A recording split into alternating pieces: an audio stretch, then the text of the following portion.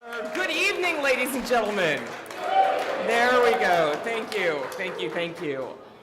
Welcome to the fourth installment of this June's Lectores series. I'm Erica Dawson still, and I would like to welcome you back to the Vaughn Center this evening. It is a special night with one of our faculty mentors, Stefan Kiesbye, and my very best friend in the whole world, Juliana Gray. So first up, Morrill.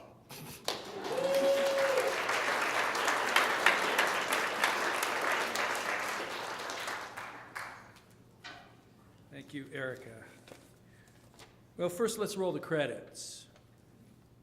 Stefan Kiesbye was born on the Baltic. I like to say that, born on the Baltic. And moved to Berlin in the 1980s. He studied drama and worked in radio before starting a degree in American Studies and Comp Lit at Berlin's Free University.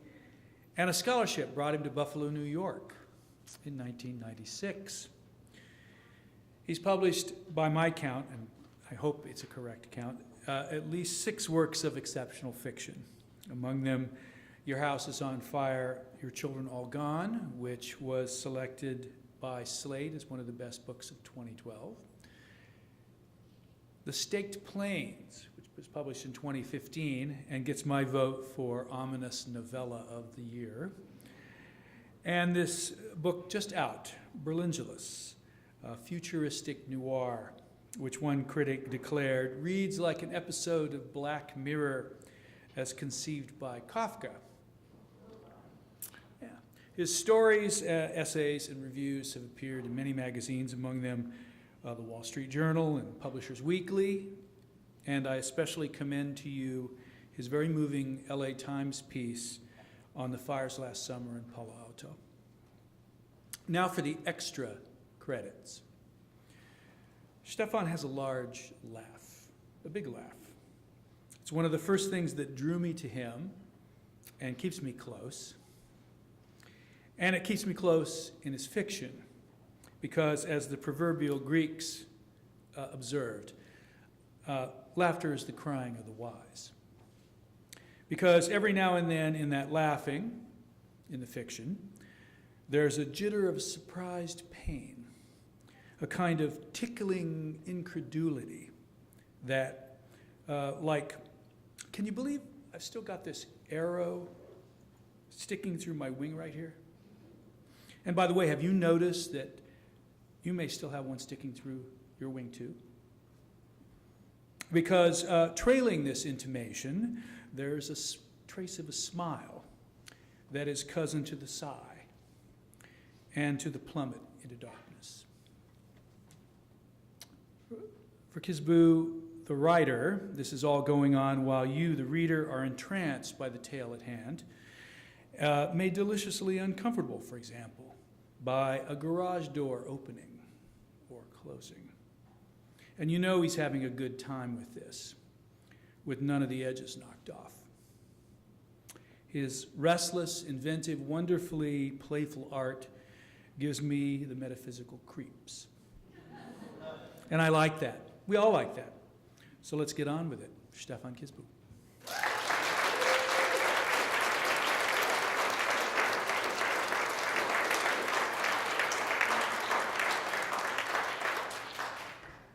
Thank you, Don. Thank you very much. Can everybody hear me when I don't lean down into the microphone? Everything good? Okay, good. Awesome. I want to thank everybody tonight. Whenever you have a group of more than 2.5 people, it becomes a very complicated and complex mosaic. And I really deeply appreciate every piece here, and thank you for letting me be one of those pieces. This is going to be a total mess. So it needs some instructions. The reading itself will be very short, so I can waste plenty of time instructing and getting into obfuscation. Some of you have received a video. Please bring that up in your iPhone. Everybody else, please, like usually we're told to silence your iPhones. We're going to do it in reverse. Jack up your iPhone for this particular reading. please go to my website, stefankiesbye.com. That's STEFANKIESBYE. Scroll down a little bit and you will find 3 videos embedded there that will take you to some YouTube. Pick one of them. It doesn't matter which, just don't pick all the first one or all the third one or so. So if somebody sits next to you and they're picking the first, don't take that, take something else. And bring that up to your iPhone so that you can start. Don't start it now. Just keep it there so that it's at the very beginning. If it's not at the beginning, well, that might be interesting too, but that'll get really messy. I'm going to read from Berlingelis, and it's a novel about a 96-year-old man, Kay, and he's trying to be reunited with his erstwhile lover, whom he hasn't seen in 40 years. He doesn't know where she is, but they made a pact that he stay alive for them at some point to get together again. And he is trying really hard to stay alive by way of weird operations, new limbs, artificial limbs, anything he can do to extend his lifespan, and he's waiting for word from his lover, B. The scenes I'll be reading, they're two and they're sort of mingling. One is with Kay and a detective, Kang Jun, who suspects that Kay has murdered his wife and keeps pestering him and taking him to weird places in the city to try to make Kay cave in.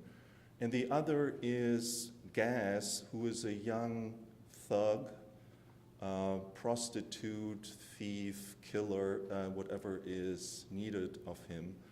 And he is going, so both, and he's joined by a young woman he's met and who plays the divination game that is somewhat prominently displayed in the book called Jarut's Game. It's 13 triangles, 4 sets of 3, and the 13th gives each group its specific meaning. And they have met, and so this tiny group, Gas and the girl who doesn't have a name, and Kay and Kang Jun, the detective, are going to different places in LA, which is at this point walled in. Sort of, if you read up on Berlin and between 61 and 89, Los Angeles has sort of suffered a similar fate, and the surrounding area is all taken by a new confederacy, and LA is sort of the one free city there, and its food and other things are brought in by airlift from Mexico and Canada. So that's the setup. I know, total confusion. But back to the, so both these parties are going to different spots at the wall and observing it at night. If you can't hear me over the din that will ensue, that is totally fine. I'm just one of the different voices you will hear. And so if something isn't quite clear or so, that's totally cool. You know, so don't get upset or angry, that's just fine. It will blend in with the other voices in there. I will kill the light now. When I conceived of this, I was thinking of a cave, you know, darkness, nobody can see anything. So we're making it as dark as possible. So please whip out all your iPhones, turn them up as loud as you possibly can, and I will count sort of 3, 2, 1, start, and at start you just hit the button. You don't all have the same video, so your phone might do something where you think it's not doing anything, but as long as you see the pictures change, you're all good. It will come in. Okay. All right. 3, 2, 1, start.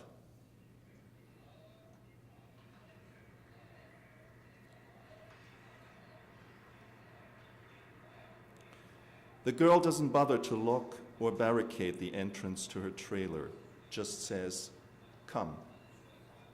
She's wearing a loose green dress, ripped in places, carrying a small bag. He has a boner just from watching her move ahead of him, and he tries to think of something very cold, a polar bear, a penguin. And when that doesn't help, thinks of all the diseases he could contract if he were to give in. "Catch up," she says. Street lights no longer illuminate the clubhouse. Many have been taken down and torn to pieces and sold. Yet the darkness is not complete. Beyond the last line of houses in front of the wall, Gas sees the halo of the death strip. They enter the building through an entrance with no doors. Glass, wood, and rocks are covering the ground. The stairwell has no railing. Everything of any worth has long since been removed. The girl steps into shards and splinters with her bare feet, moves up the staircase, 1 floor, 2, then the next, and another. Gas watches the sway of her hips and dress. He already regrets having come. He's afraid his creep will be gone by the time they're done. He's afraid somebody might wait near the creep for him. On the 5th floor, she pushes open a door and leads Gas toward the back of the old apartment, pulls him down to the floor in front of a large glassless window. The house is full of noises, full of dead pigeons. The room where they are sitting cross-legged next to each other has been used to make fires. Syringes cover the nearest corner. "What do you want to show me?" he says. "Just wait." In front of them, the Los Angeles River is caught between 2 walls.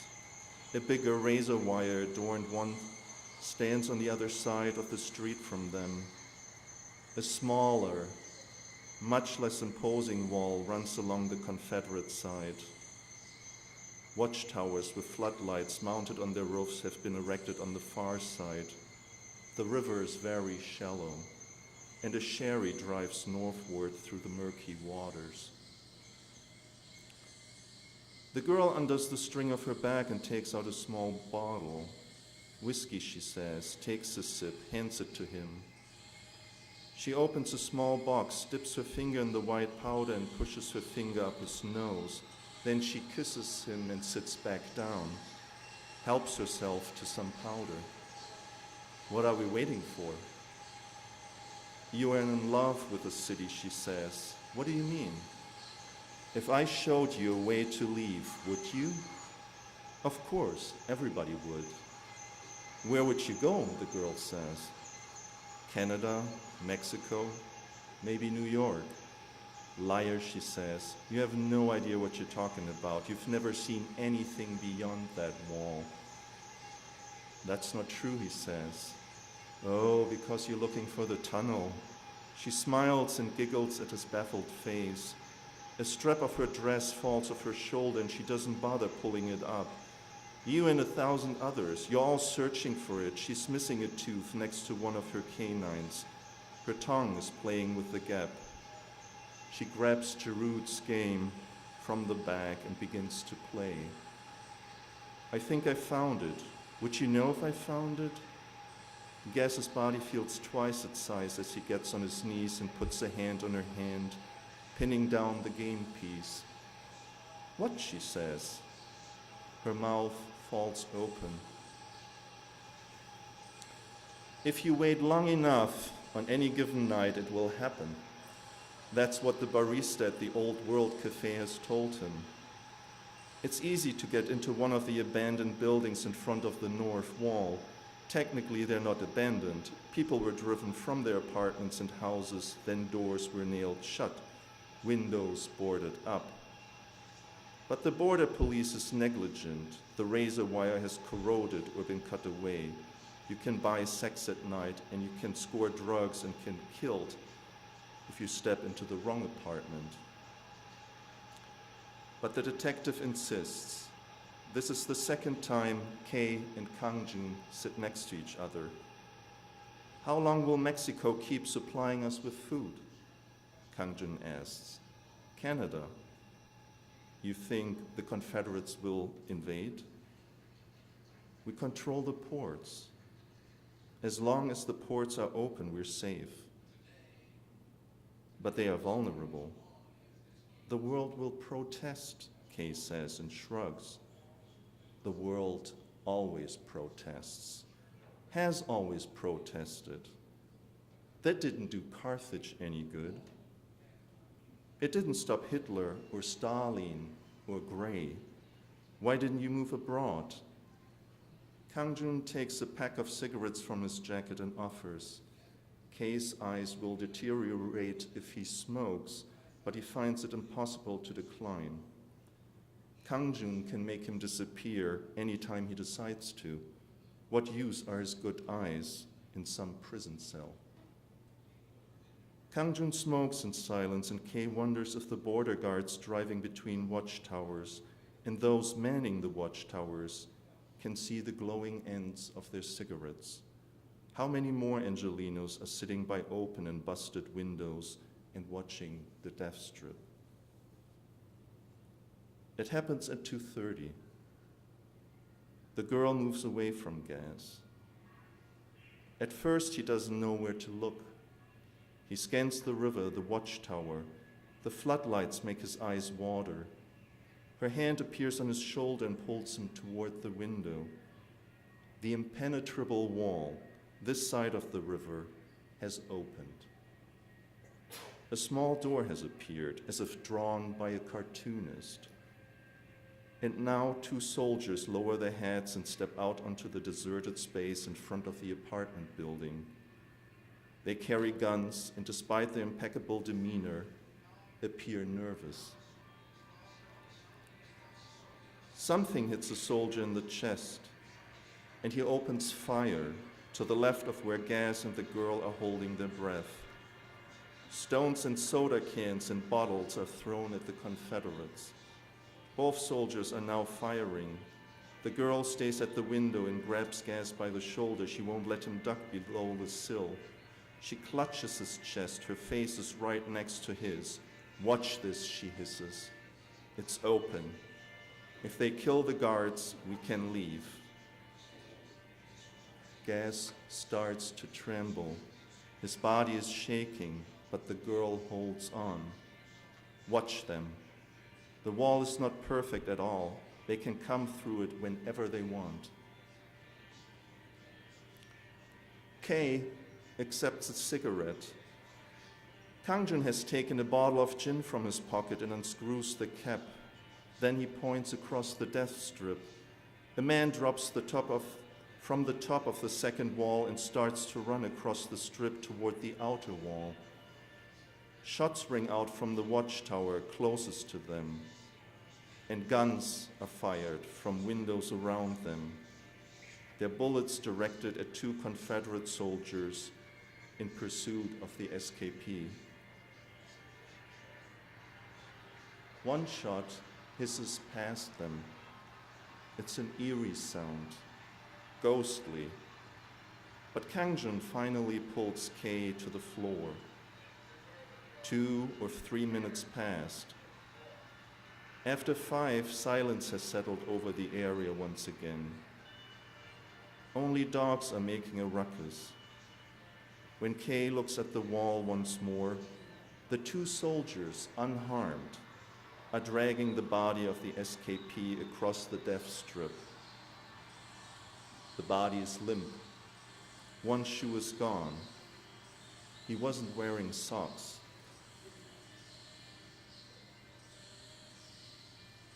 The wall graffiti in front of them reads, "Fighting for reunification is like fucking for virginity." But the open door deeply unsettles Gas. His knowledge of that door can't be erased. and after leaving the girl's trailer, the sound and vibration of the creep failed to calm him. Once inside his unit, he wants to gear up and vanish in the maze, but at the last minute decides to sit in front of his map instead. He's exhausted. The maze will kill him, but he studies the route toward the hole.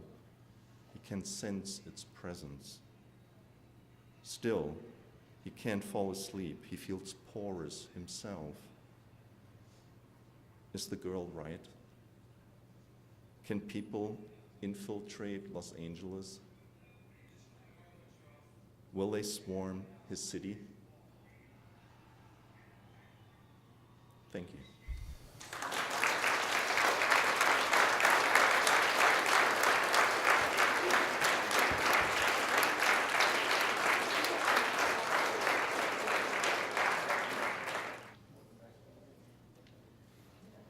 Thank you, Stefan, for giving me something that I very much enjoyed, but I'm pretty sure is going to give me some really nasty nightmares this evening.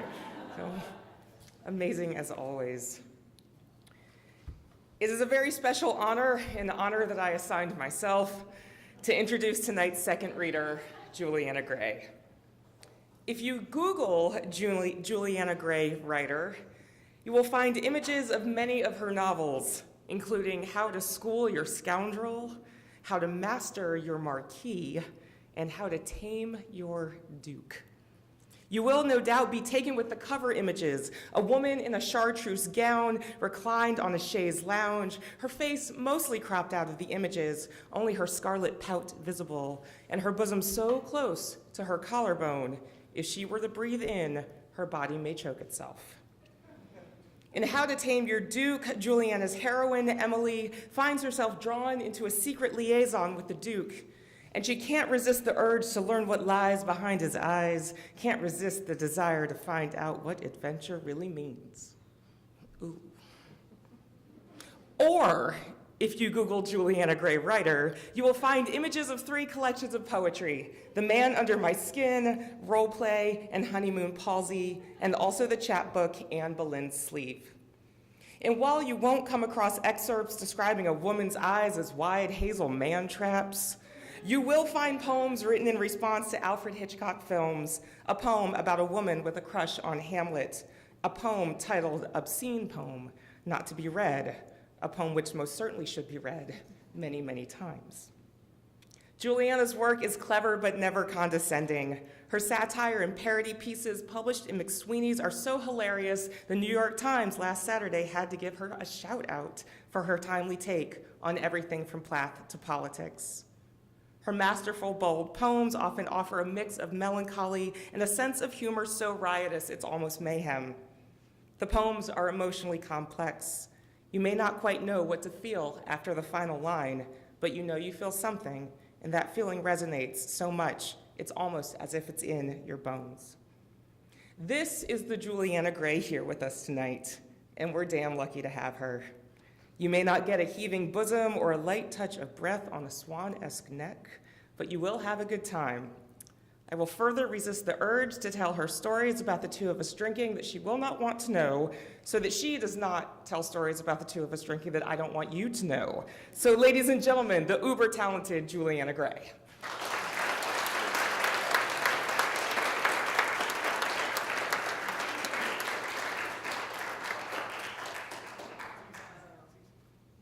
Oh my God, you guys. Thank you, Erica, for that embarrassing introduction. Thanks, Lynn and Dawn and everybody else here at University of Tampa for having me. I've been hearing good stories about this MFA program for so long, and like you may have seen me at the booth at AWP where I'm just exploiting it for a chair in the book fair, and I have no information for anyone who asks about this program. I just like smile and give out bourbon shots. But I'm happy to be here. The Juliana Gray Erica was talking about is a romance writer who uses Juliana Gray as her pen name. That woman's real name is Beatrice Williams. And it really pisses me off that she thinks my name's a romance name. So I'm gonna read some poems that will not be nearly as exciting and experimental and just dazzling as what Stefan just read, so my apologies in advance. I'm gonna read from this book, Honeymoon Palsy, and then I'll step away at the end. But so I've got to begin with a little bit of explanation, and this is just to backpedal a bit. A question that you get a lot at readings and signings and events is, where do you get your ideas? Where do you get your inspiration, right? And we tend to say, like, nature. I go for a walk, and I look at the birds and the waterfalls and yada, yada. But it can come, who knows? Once upon a time, my good friend Erica Dawson and I I think we were at my house, right, in Alfred, New York, this tiny little village in the middle of nowhere in western New York, and we were watching a very trashy television program called Sex Sent Me to the ER. Ooh, it is bad. The reenactments are just astonishing. Have you seen it? You look like you've seen it. It's so bad, right? And of course we were riveted. But one of the stories we saw on this episode of Sex Sent Me to the ER was about a guy who, I think he had just had some kind of surgery and had been warned not to engage in anything strenuous, including sexual activity, because of the risk of blood clots. Guess what? He did. But what happened to the guy was he got honeymoon palsy, and that occurs when you and your lover are spooning after sex, and your lover's head is on your arm, and you fall asleep, and it cuts off the circulation to that arm, and it goes numb. That's honeymoon palsy. So it usually recovers. You know, in the case of this guy, when Sex Sent Me to the ER, he had an episode, he had to go to the hospital, but he was fine. That's honeymoon palsy, if your lover falls asleep here. Friday night palsy, it turns out, is if you get so wasted that you pass out in an armchair and both of the armrests cut off the circulation. That's Friday night palsy. There's a whole lot of them. Legit medical condition. So as soon as Erica and I saw that episode of Sex Sent Me to the ER, I was like, title poem to the new collection. So this is Honeymoon Palsy, and it's a little sonnet. After fumblings they call making love, the newlywed couple spoons, a pose they've seen in movies, hand on breast, his nose buried in her hair, his arm shoved beneath her head. The tender weight above his arm seems nothing, so he sleeps, enclosed in bliss, the afterglow's sweet repose. He wakes to a hand dead as a pitcher's glove. Usually, the damaged nerve recovers. Throughout the long, oblivious nights they lie, seemingly aligned, heart to heart. Already they've learned so much, these new lovers, touching without meeting the other's eye, going numb to each other, part by part. So I think my entire cable bill ought to be tax deductible.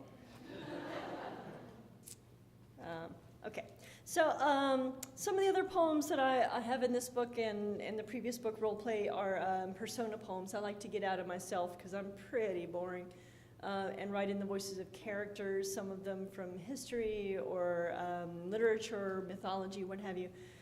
So actually the first poem in this book is drawing on the Cain and Abel myth. This is called First Ghost. Heaven hadn't been invented yet. I stood, or thought I stood, beside my brother, who still clenched the bloody stone as if he full expected the pile of meat and rags to give him further argument. Then I recognized a broken sandal strap and knew myself the corpse. I'd never seen my own face. Now it burbled up a pulp like rancid pomegranate seeds. My brother prayed for himself as ever, and bent to gather fallen branches and stones to conceal the animal thing.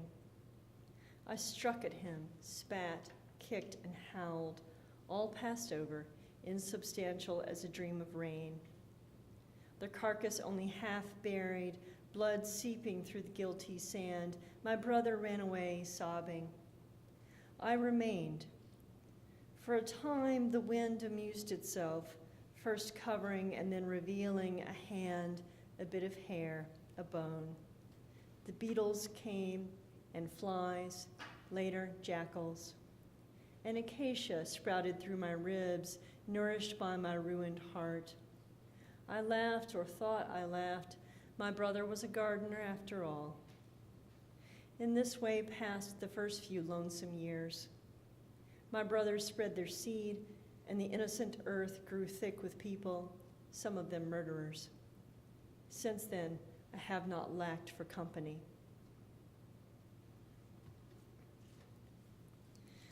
And speaking of murderers,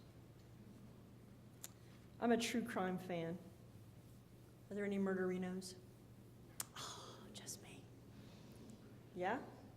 Okay. We'll talk later. If anyone wants to talk about the Golden State Killer for like an hour, let me know.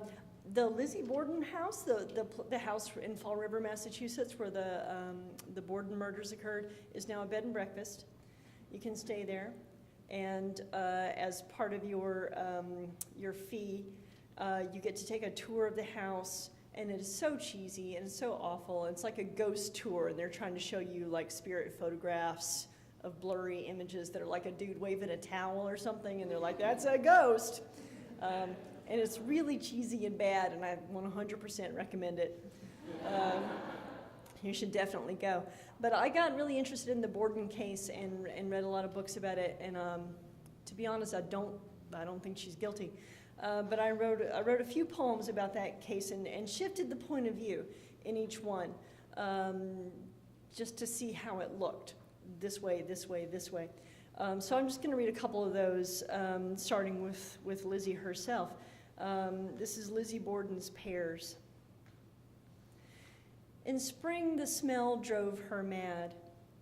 Those blossoms, airy as lace, stank of fish and rot and something else. She'd heard the neighbor boys snicker passing by. She locked the casements until the white petals browned and fell, displaced by hard, ungrateful fruits. Then the days were hot. She raised her bedroom windows, prayed for breeze. That air, impossible to breathe, she could find no relief from it. The ripened pears dropped to earth. At night, their thuds brought restless dreams of strange men lurking in the yard. She woke each morning drenched in sweat. She was often ill that summer. Everyone was ill. The meat went bad in a day. The cakes turned sour. Her parents retched their dinners at night, then breakfasted on leftovers. That morning, Lizzie could not eat, could not abide even the smell of Johnny cakes and mutton stew. She fled into the barn loft, taking an apron full of pears. There, she said. She sat and ate for 20 or 30 minutes. She wolfed her alibi pears to the cores. Perhaps she thought of St. Augustine, who in his youth stole his neighbor's pears, not for joy or hunger, but merely sin. Inside the house, the air had changed. Smell of iron, soft grains. And then I'll do one from the point of view of her sister Emma, who was not home on the day of the murders, who was visiting some friends and came home afterwards and stood by her sister throughout the trial, although they later had some kind of mysterious falling out after Lizzie was acquitted. She was found not guilty. This is Miss Emma Borden visits her sister in jail. So while Lizzie was on trial, they didn't have a women's prison, so she was staying in the apartment of the matron who was in charge of overseeing the jail, so it's kind of homey and cute. But she was still a prisoner, and all of this is true. Miss Emma Borden visits her sister in jail. Double rows of 6 silver eyelets strung with black laces on each of my shoes. 1 window with 1 ugly lock. 12 roses linking vines around my teacup's rim, 10 and an orphaned petal on the saucer, which was chipped and dirty. When Lizzie, sulking, refused to speak to me, I counted up the prison matron's room. 2 Bibles, 1 tempting deck of cards, 1 table, 1 threadbare woolen rug, 1 door. 20 days since our parents' murders. That morning when I came to sit with her, Lizzie threw herself upon the couch and sobbed that I had given her away. No, never, I cried, and how could I, when you are innocent? In the next room, the matron, whose room Lizzie occupied, was listening. Anyone could hear. Lizzie, sniffling, turned her back to me. I drew near the single wooden chair and stroked her arm, her skin burning hot beneath the black mourning rags. Poor girl, she'd been the one to find our father killed, chopped to bits like a block of party ice. I wonder that she didn't swoon. I'm sure I would have, had I been home that day. Our stepmother lying dead upstairs, father below, the stifling August heat. The house still reeked of blood when I came home. Lizzie had closed all the windows and curtains against the gawkers and sat in the parlor with friends, discussing undertakers, eating cake. And yet today, her strength seemed to fail. Mrs. Reagan bustled about, pretending to tidy up the room, chatting with Lizzie. I was counting fringes on the rug when her voice turned sly. There's one simple thing, Miss Borden, I wager you cannot do. Indeed, and what is that? Lizzie chirped. Break an egg. Lizzie looked insulted. Mrs. Reagan, I can break an egg. Not the way I'd have you do it. The crone licked her dry lips. Will you bet $1? A quarter. The matron hurried off to fetch the egg. When her footsteps faded, I hissed, Lizzie, what are you doing? You cannot gamble when you are in prison, soon to be on trial for your life. She smoothed her dress. It's just a game, Emma, to pass the time. You worry too much. Mrs. Reagan was back in a blink. She must have had the wager planned, carrying a speckled egg. She had Lizzie stand away from me in case she broke it wrong. An egg would stain my dress. Hold it thus, in your right hand, and squeeze as hard as you can. Lizzie took the egg, smirked at me, and folded her long fingers over it. Her knuckles whitened, the cords of her wrist popped up, but the egg remained whole. Lizzie stood straight, drew a manly breath, and squeezed as if to crush the life that never was from the innocent egg. Then she opened her hand and almost threw the pale, uncracked thing at Mrs. Reagan. The woman caught it, barely. I knew Lizzie was angry, but she sounded cheerful when she said, that is the first thing I undertook to do that I never could. I paid the matron. Both coin and egg vanished into her pockets. She'd boil it for her supper, probably. I hoped she'd choke on it. My sister calmly smiled, fixed her eyes on a vacant spot just above our heads, and gently folded her unblemished hands. So that's Lizzie. And while I'm dark, before I move toward comedy, I'll read one that Erica tells me that some of y'all looked at, called My Father's Gun. I'm from Alabama originally, and evidently this is not a thing in other parts of the country where your parents just take a gun with you on a car trip for funsies or whatnot. They just like tuck it in under the seat and off you go to like Six Flags. Seems normal at the time. So this is my father's gun. Caliber, I couldn't say, nor make or model, nor how the grip settled snug against the palm, only its ugliness, dark and squat as a poisonous toad. Even Dad didn't want it. Holding it, he wore a look of faint disgust, as if he wished he were wearing gloves, the face of a man collecting a dog-steaming pile. A gift, a thing unwanted, yet set aside just in case. He tucked it underneath his seat on long car trips. Just in case? Of what, the misfit? You never know. Who gave the gun? His stepfather? That man who later killed his wife, my grandmother? shot her, in fact, and 2 others, then died in prison, as my mother often prayed he would. Can that be right? Who is left to ask? Clock hands swing like teachers' arms erasing chalk. I was a child, learning, studying the gun in its drawer when no one else was home.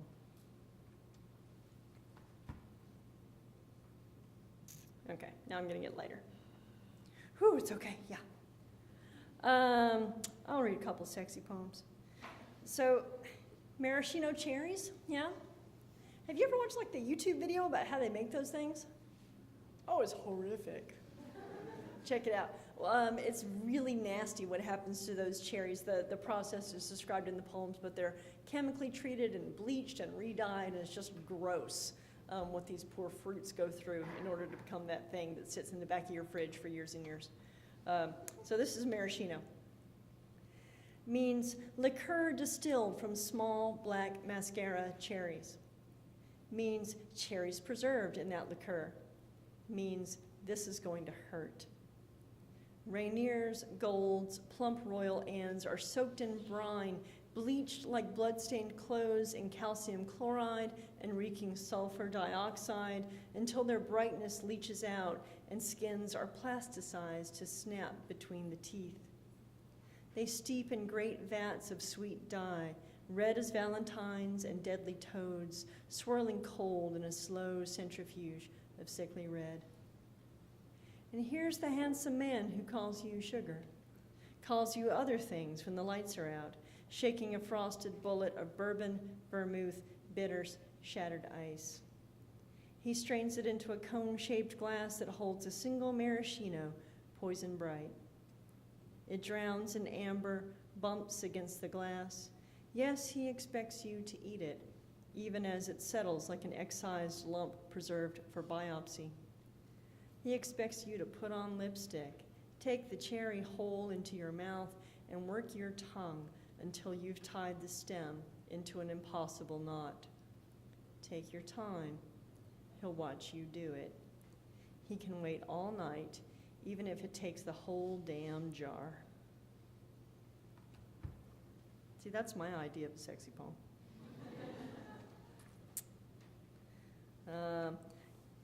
Got another one of those.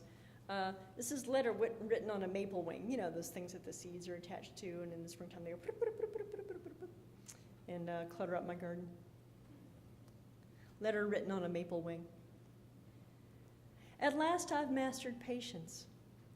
Look how slowly, since you left, I've befriended the birds. Feeders ring the yard, thistle and suet for the taking. Sunflowers rock like epileptics as blue jays ravage them, jabbing their shaggy heads. I met a scientist who took me to his station. From nets fine as filament, we plucked the wrens and warblers. While he recorded data, I whispered secrets, some lies. I told a tanager her feathers were the exact orange of a peach sorbet you once spooned into my mouth. The band on her leg said, remember. You should see the crows, great thunderheads at dusk, roosting in our honey locust. Your name is the song that's suck in their throats. They're sharpening their beaks for your blue eye.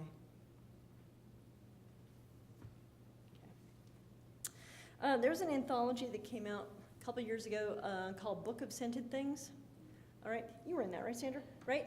And Erica, right? So the editors had this really great idea. It was poems inspired by perfume. So they sent the authors a little teeny vial of perfume. You didn't get to pick what you got. They just sent it to you, and you were supposed to be inspired.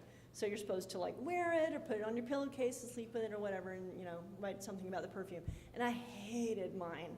It was awful. I don't wear perfume to begin with, but this was just so sweet and cloying and like something that a 12-year-old would enjoy, and I just hated it. But I had to write something about it.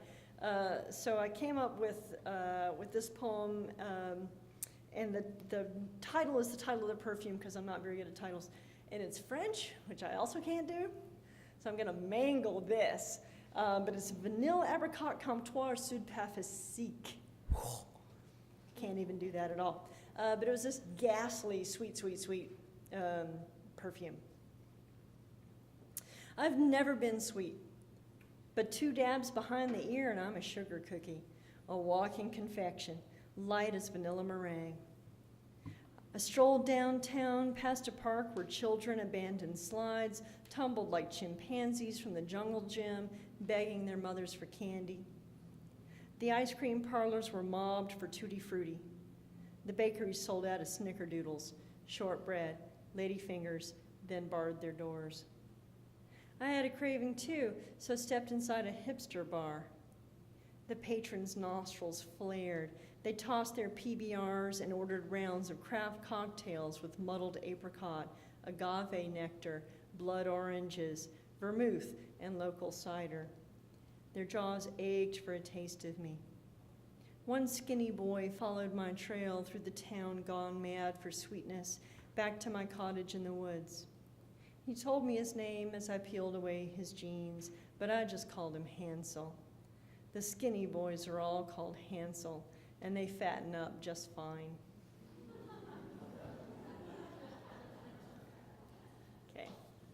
Okay, so now I'm stepping away from the book. This is the last one I'll read. This is a parody. McSweeney's internet tendency is, has been kind enough to publish a few satirical pieces that I've done, and I like to do literary parodies. Do you guys know what incels are, these guys? These douchebags, right? These are these guys who live in their mom's basements and sit around on 4chan all day and complain that nobody wants to have sex with them. They feel a very strong sense of entitlement. They view sex as a resource that they believe should be distributed, like Social Security benefits. You know, just hand out women as it happens. And I don't like them. So I wanted to write something about these guys. The guy in Toronto who drove his car into a crowd and killed 10 people, he identified as an incel. They're dangerous, in addition to being disgusting. So I wanted to write something about these guys. And I thought, okay, I'm gonna do a literary parody. Let me think. Are there any literary characters who hate women? Yeah. So once I narrowed that down, I decided on Prufrock, from the love song of Jail for Prufrock by Eliot. So I wrote this parody that turned out to be the incel song of Jail for Prufrock. And it unexpectedly was popular. I thought they weren't even going to take it. Who wants this parody of a 100-year-old modernist poem? But they did. And like if you go to McSweeney's, there's a little box down at the bottom that has a link for Twitter and Facebook. And according to the little box, this has been shared on Facebook 15,000 times. What? Somebody read it? I'm not used to that in the poetry world. So I'm not going to explain all the disgusting references to incels. I had to do a lot of really gross, creepy research on these dudes. So if you hear a reference that you don't know, assume that it's just awful. Like I'm not going to stand up here and explain what a fleshlight is. You on your own. You got to Google that on your own time, but it's really, really gross. So I just tried to imitate Prufrock, but make it shorter and hopefully funnier, and also hopefully stick it to those dudes. So I'll close with this poem, the incel song of Jail for Prufrock. So imagine I'm one of those 4chan dudes in the basement. Okay, I got to get paler. Yeah. Let us go then, you and I, when the evening is spread out against the sky like an equal redistribution of sexual resources. Let us go through certain half-considered tweets and form tedious arguments about entitlement. In the room, the women come and go, talking of Maya Angelou. The sex robot that rubs its boobs against my cargo pants. The sex robot that rubs its latex mouth against my cargo pants, licked its tongue into corners and pleats from which human females retreat, powered down, and went to sleep. For there will be time for gaming and pick-up artistry, time to murder and masturbate. There will be time for betas and rejects who view femoids as mere objects. They will say, why don't you treat women with respect or get a personality? Do I dare disturb the manoverse? That's the thing, they talk about the manoverse. In the room, the women come and go, talking of Maya Angelou. For I have known them all already, known them all. The Stacys with lying makeup on the face, inflating their value in the sexual marketplace. I have known the milk love shies and milk toasts. I have measured out my life in Reddit posts. Shall I, after Red Bull and burritos, have the nerve to channel my libido? Though I've compared sex to economy, the feminazis argued for autonomy, and in short, I was afraid. I am a cuck, I am a cuck. I shall never get the chance to fuck. Shall I try negging? Do I dare to read a book? I shall advocate rape and cultivate a juggalo look. I have heard the females talking reasonably. I do not think that they will talk to me. I have seen them writing on the web, correcting our misinformation, denying our right to propagation, reporting us for terms of service violation. But we'll keep shit posting and making love to silicone until our fleshlights wear out and we're alone. Thanks.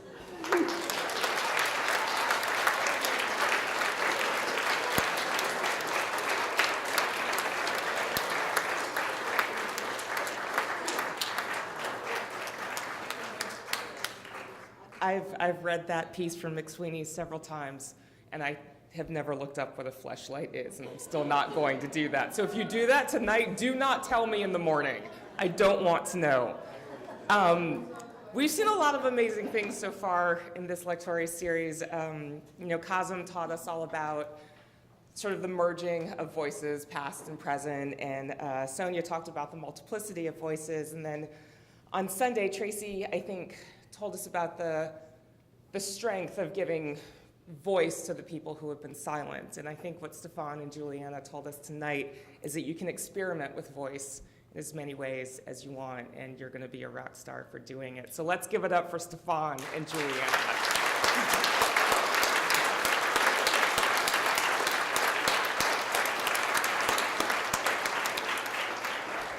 As per usual, books are for sale in the lobby. I'm going to escort both of them out there so they can get comfy and sign for you. I hope to see you here tomorrow evening at 7:30 for the novelist S.J. Sindhu. Have a good night.